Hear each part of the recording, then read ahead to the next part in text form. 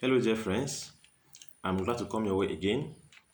And remember, this time we're still talking about working for yourself.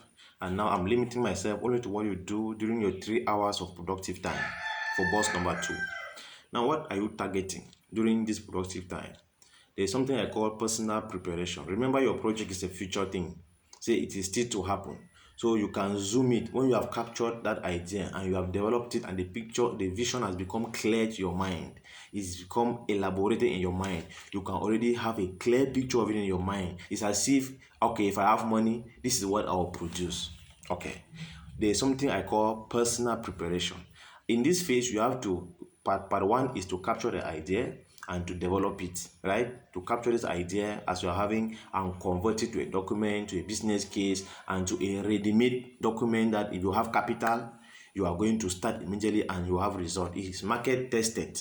It is clear that it's going to yield. Okay, so you have to take the document to that level. This idea has to become a clear structure. If you have to buy a plot, if you have to build a structure, it has to be captured in this document. If you have to work with some people, it has to be captured in this document. If you have some challenges that you will go through, you have to imagine them and capture them in this document. One of the things I've seen in many business cases, the weakness is that many people write about the advantages of the business, but they never talk about the risk in the business. Put everything down and have a document that is complete. That is phase one, capturing the idea and defining the vision and developing the document.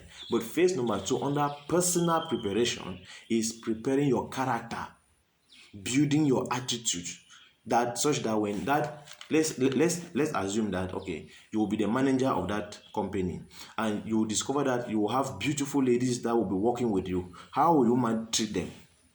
What will be your attitude to ladies?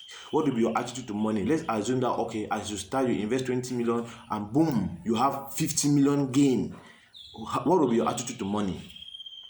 What will be your attitude to success? What will be your attitude to fame? Knowing yourself and knowing your weaknesses, you can already imagine how you will behave when you have beautiful girls working for you, or you have much money flowing around you, or you have much success. You are needed everywhere. It's as if you are the star of the day. And you have much power. You are having authority over many things. You can already know how your heart will behave because you know yourself. And if you see that there are some weaknesses, what do? It is not when you get to power that you start treating them. It is now that you start curing yourself from those things. So that's one thing you do during that time. You see your character deficiencies and you start building them. You start developing them. If you know that you are going to be a manager, you start developing the character traits of a manager. You look for books that has to do with leadership and you study them to be an effective leader. Because you don't know. So the only way to build yourself is to look for material. That is why vision is good, because when you know your vision, you know what to go after as material and as products, or as even people to work with. And when you know this, you get to work. So I'm talking about building your character, personal development, personal preparation. During this phase, you build your vision and you also build your character. All the best.